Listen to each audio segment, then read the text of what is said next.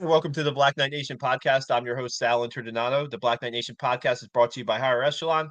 Higher Echelon is a company run by Joe Ross. Joe Ross is a former Army fullback, former Army assistant coach, former Army officer, and we thank Higher Echelon for sponsoring this podcast. Check out our YouTube channel, Black Knight Nation 1, I believe it is, and subscribe to our YouTube channel. We have former Army players, football players, coaches, all that kind of stuff. And today we have a former Army football player on our podcast, Mike Weich, today. Mike, thanks so much for joining us.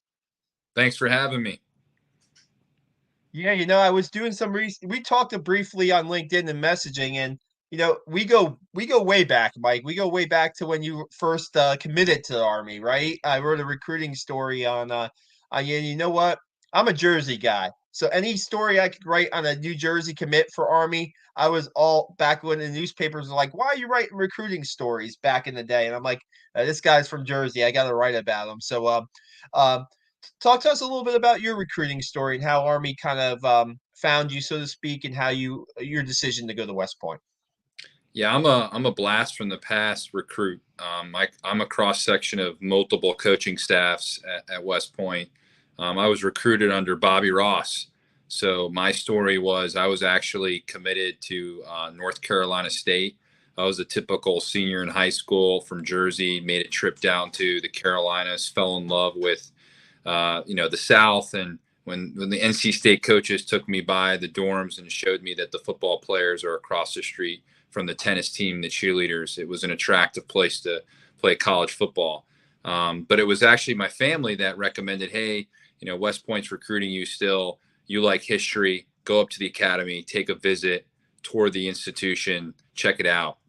So that was where my mindset was at the time. And I went up and I met with Bobby Ross and the coaching staff. And it was the greatest sales pitch still to this day that's ever been communicated to me. Coach Ross did a phenomenal job of selling the academy and everything it delivered beyond the football field. He straight up asked me in his office, what are you going to do after you're done playing football? And I was speechless. I was a 300-pound senior in high school, offensive lineman with the visions of grandeur like all of us have. And I hadn't thought about what else besides football. And he was the first one in all my football coaches that I'd met with that mentioned that, and really got me thinking. And then I fell in love with what the academy offered for me in terms of military service, and then the type of people. The brotherhood is deep, and it really means a lot to everybody that becomes a part of it. And it takes a certain type of person that wants to grow as an individual to go to the academy. And Coach Ross communicated that. So I decommitted from NC State. I remember calling the NC State offensive line coach, Coach O'Leary, who actually prior to that coached for the Detroit Lions as an offensive line coach. And I said, hey, I'm decommitting. I'm going to West Point. And I thought he was going to, fight or question. He says, that's the smartest thing anybody's ever done that I've recruited. He goes, you're thinking of beyond the football field. Good luck to you. Speaks volumes about the academy and what it means across, the college football landscape. But I came into the prep school, played on a phenomenal prep school team that only lost one game. Unfortunately, the one game is the biggest game. Our only loss was to the Naval Academy prep school team. We had a great prep school season. We played against the likes of LaShawn McCoy when he was in the prep school circuit up in the Northeast. We played against some great players. Came in, and then there was a coaching change, and Coach Stan Brock became my head coach, and he was the offensive line coach. So for me personally, it was a good change. I came into the academy. I fought through the typical offensive lineman challenges of losing 40, 50 pounds during summer training. Was fortunate enough to have phenomenal leaders like Coach Mike Weich, who was a firstie at the time of my plebe year on the team, that were great leaders on the team. Made me comfortable instantly. I was able to start a few games as an offensive lineman as a plebe, which meant a lot to me. And then went through another coaching change with Coach Ellerson coming in. And this is where I can provide a perspective, because I think some of the O linemen on the team this year are going to go through this. I went through a system change. I was recruited as a pro spread offensive lineman with some zone running schemes. We weren't in the shotgun then, but we had that pro style system that Coach Ross had brought in and Coach Brock had facilitated in his career. And Coach Ellerson brought the option back to West Point, which a lot of fans and grads were excited about.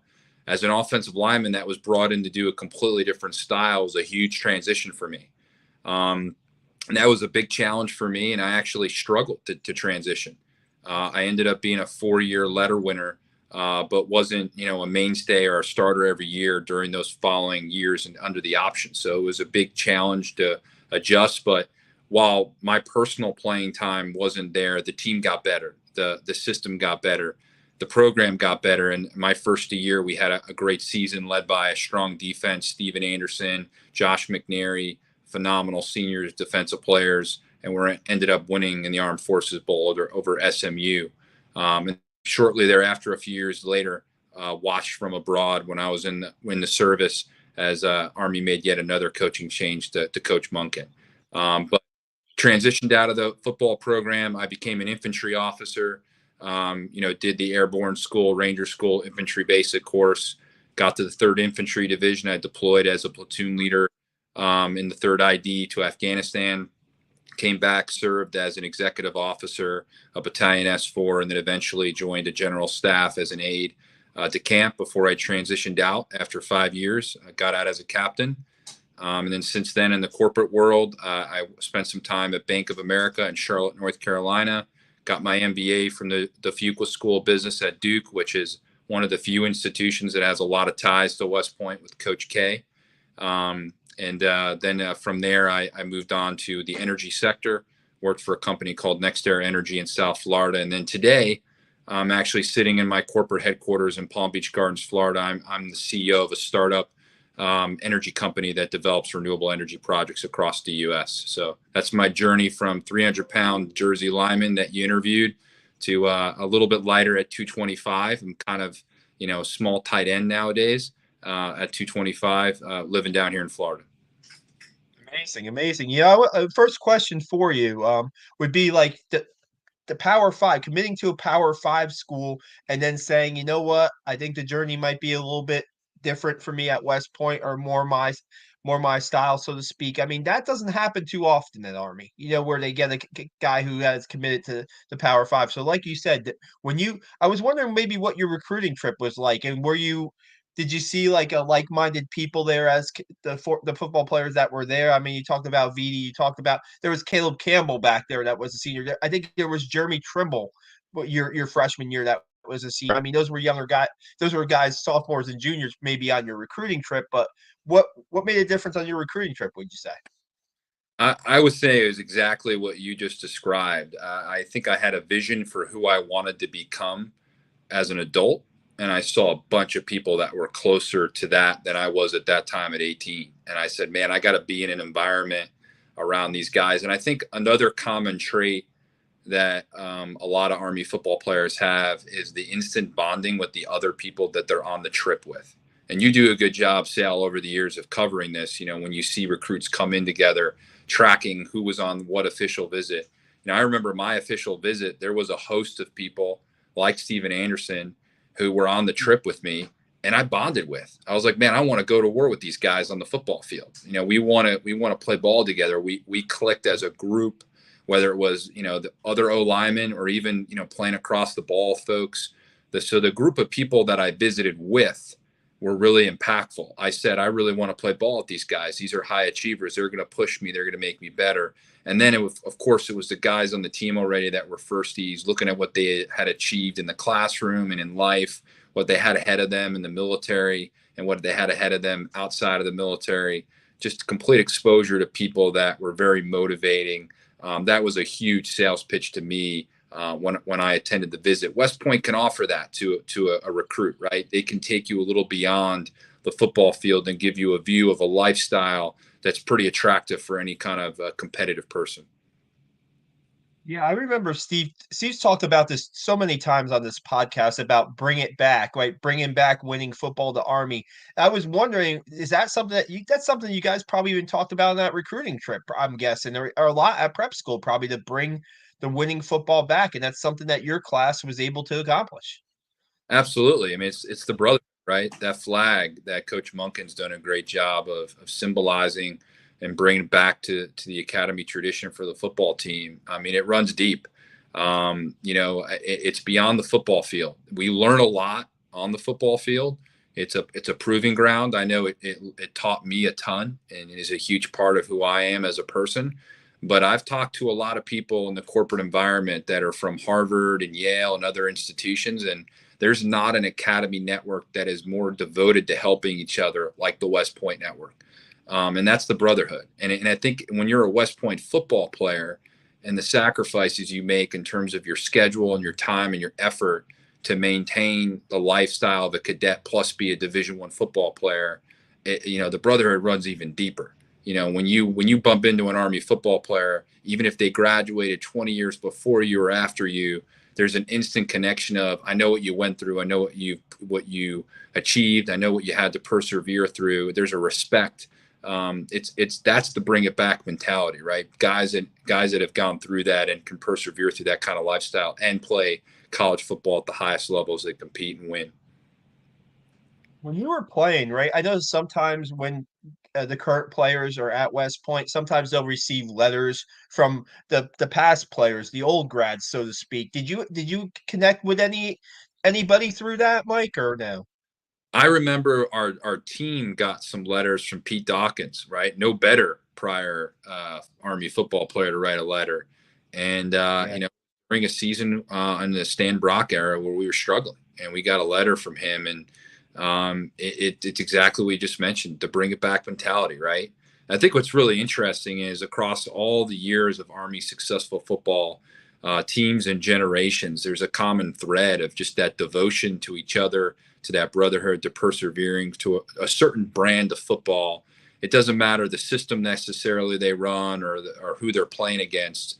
That's what these old grads are alluding to, right? It's the guy that's going to run 60 yards across the field and another 60 yards downfield to hawk a ball carrier down from behind at the 2 yard line to prevent a touchdown, and then that team that gets the goal line stand, right? That type of effort, that relentless effort that you don't see on every Saturday when you watch college football nowadays. That's Army football. They do the little things, right? They do the little things that build up to the fumble you saw this year in the Army Navy game that drove Army to a victory. That type of every inch type of fight is what the old grads write letters about, and we got quite a few of those. Yeah, incredible. We wanted to ask you real quick. You mentioned Beast, and now things are a little different now at West Point with the Army football team. They don't necessarily come right out of Beast into preseason practice, preseason camp. And you said you lost about 40 to 50 pounds during Beast. I mean, that must have been an experience. And Mike, I always say this that back then, right? If you can go get through Beast and you can get through that, then I know you're probably gonna do okay at West Point because that's a little bit of maybe a little, I don't know how much you could prepare for it, but was it a little bit of a culture shock there to go through that Beast and see what that was like?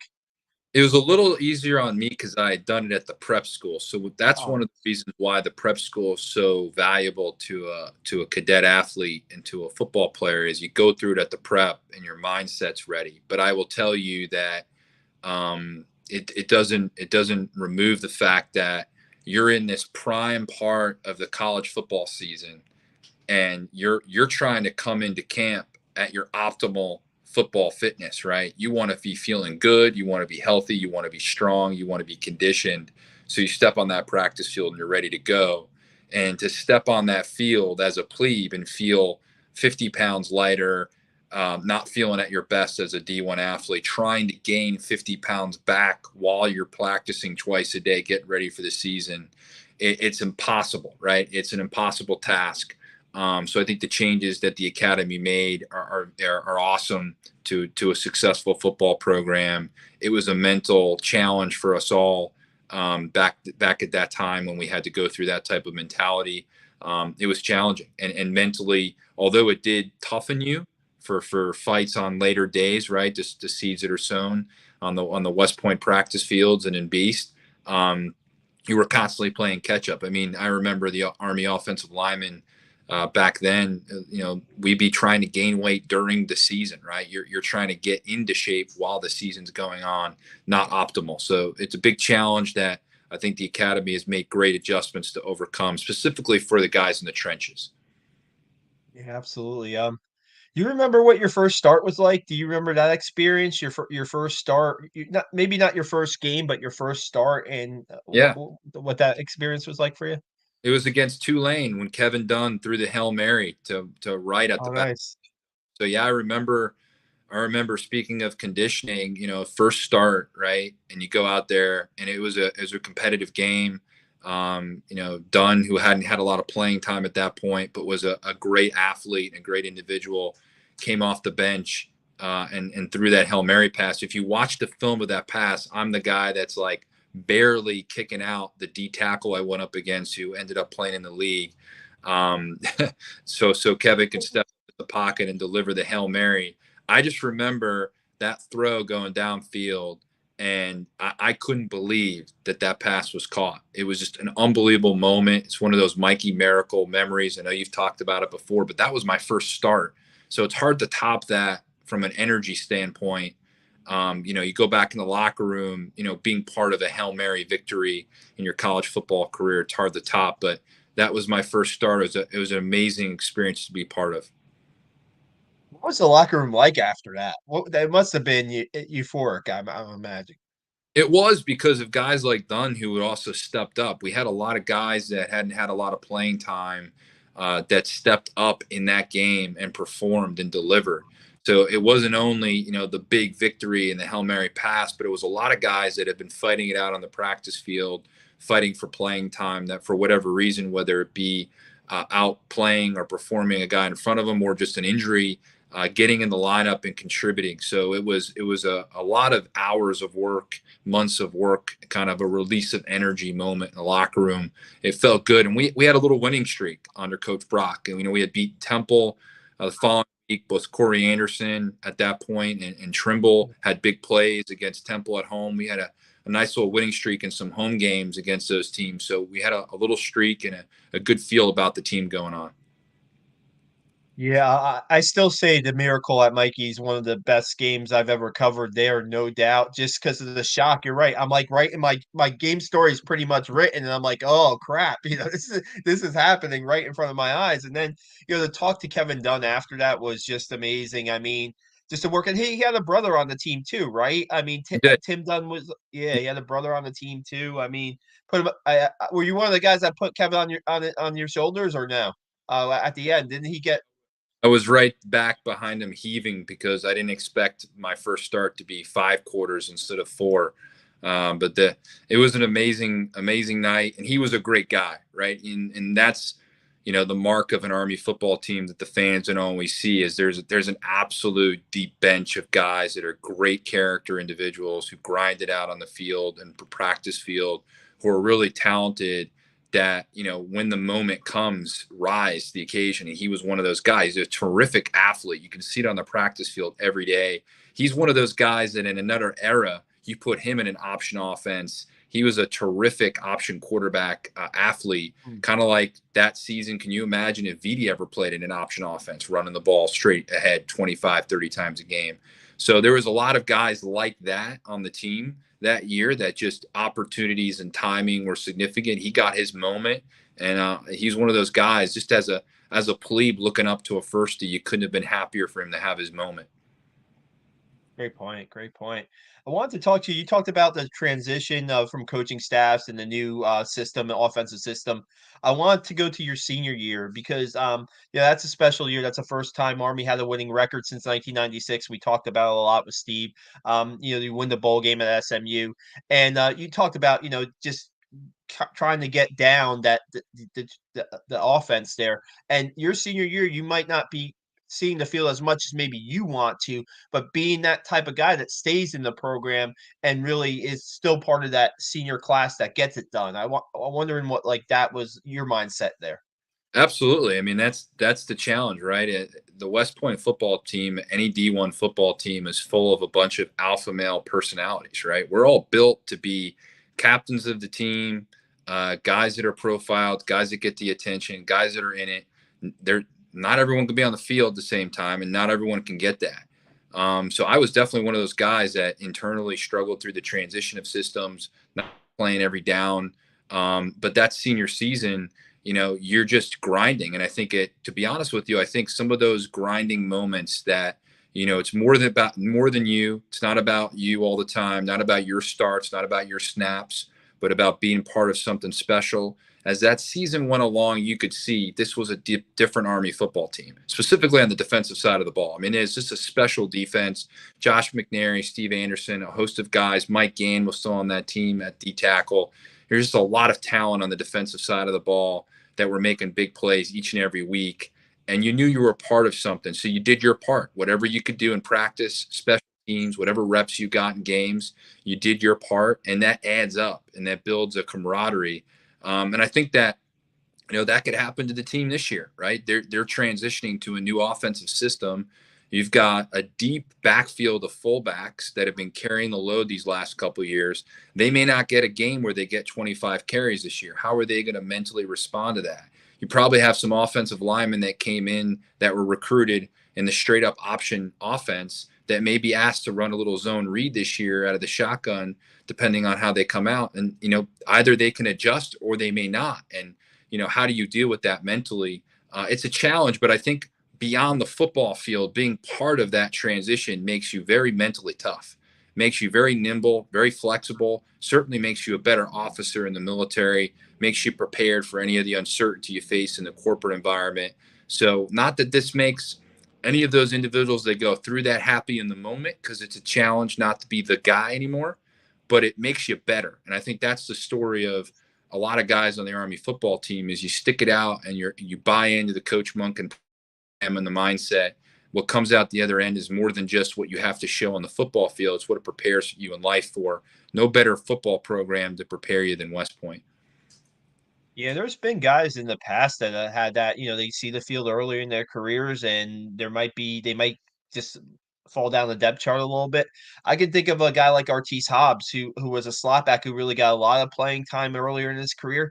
His senior year, he's lined up at wide receiver toward the end of the season because they don't have a lot of healthy bodies. And he's doing whatever it takes like for them to get wins. And that's in the time where, there's a lot of games being won in at West Point. So well said, well said. Real quick, wanted to get your thoughts on going to this this kind of I guess gun offense, a shotgun offense with Drew Thatcher coming in and leaving the triple option, so to speak. I mean, you might see some triple option maybe looks possibly through this, but what are your thoughts on going to the new offense right now?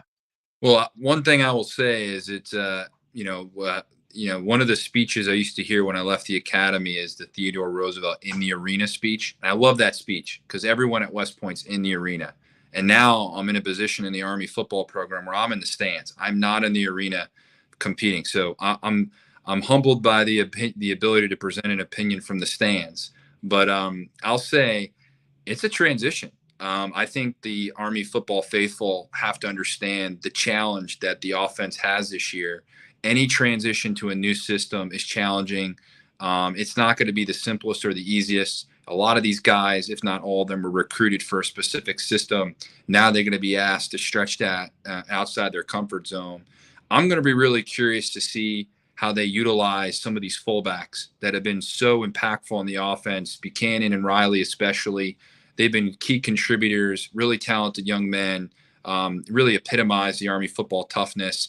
They don't necessarily fit cleanly into this new system. How are they going to utilize that talent? So how do they blend the new system with some old talent? Can they make that? Can they get value out of some of that talent that's still, on the roster that was there for a different system? And then the offensive line. I mean, these linemen, I've seen the pounds on the roster just climb. I mean, they have quite a bit of guys that have put on a lot of weight. They're doing it for a reason. They're going to a different blocking system. It's a huge challenge for Coach Vitti. If anyone's up to it, it's him. But the offensive line has a different scheme. And these are guys that are used to going north-south, real quick step movements, explosion off the ball with leverage. That never changes, but it's a different system in the zone read, right? It's a different blocking system that you have to get almost a feel for and rep. And the speed of the game kind of amplifies depending on who you're going up against. So really going to be curious to watch how they utilize some of the talent that came in under a different system and how the O-line adjusts. But at the end of the day, I think going forward, it was a great move by Coach Monken and the staff. I think you can tell the last couple of years the offense just wasn't putting up the points that they were. There was some predictability in the system. College football was adjusting a little bit better to the option that West Point was running. And now was a great time, even if it caused a little discomfort this year, to transition to something different, to get a schematic edge. I think you've seen it better than anyone, Sal. They've gotten quite an impressive haul of athletes to come into the academy in this recruiting class. This system's going to attract a different type of athlete offensively that may not have wanted to play in the option, especially at the quarterback and running back position. Guys that can see themselves in the open field, throw the ball maybe 15, 20 times a day instead of 5 times a game. Some running backs that can catch the ball in the backfield and get their fair share of open field running opportunities.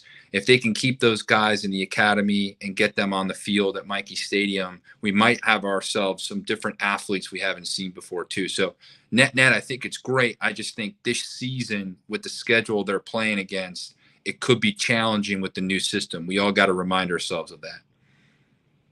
No doubt. I think about like the wide receivers now that they can get slot receivers into the program. Guys who might not have been quick enough to play running back, but are still good guys that can make plays in the open field, and guys that maybe have had big high school careers. Have always been throwing the ball to. Now you got like a guy like Noah Short, who is now going into his sophomore year. He was kind of playing at a patchy on defense, and he was getting a lot of special teams play last year. But you look at the spring that Noah Short had as a slot receiver. That guy is one of their fastest players last year. That's why he played special teams. He could be a big guy in this offense. And to Tyson Riley's point, he was playing quarterback at the prep school at one time. His freshman year, he was playing tight end because they needed some bodies at tight end his freshman year. Maybe he's an H back. Who knows? Maybe he lines up as a single back every once in a while and say, hey, we need 2 or 3 yards. We need those tough yards. Here, you go get them, Tyson. We'll see. I mean, man, I wish that quite honestly, Mike, I wish the opener wasn't at Louisiana Monroe because I mean I wish it was a little bit closer. I wish it was a place that I could travel to and see it firsthand because I'm interested to see how this is going to go once these plays count. So Absolutely. And then don't forget about how important, I mean, just as curious as I am about the system and the offense and how they adjust, that defense. Last season, they weren't as strong up the middle. You could see against the run and the linebacking core overall, they weren't as strong in the interior as they've been. They had a lot of guys graduate over the years. You can only replace so many Cole Christensens and guys like that.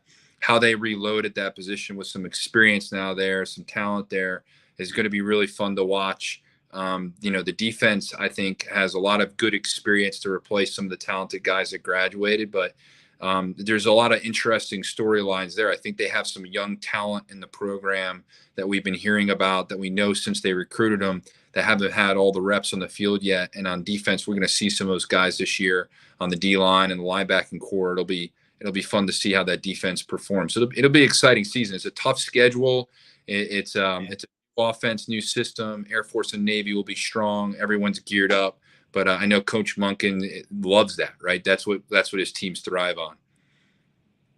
Yeah, no doubt. I mean, depth's going to be really important this year because you're playing a tough schedule. Some guys are already were fighting through some spring injuries, trying to get healthy for the preseason and the regular season.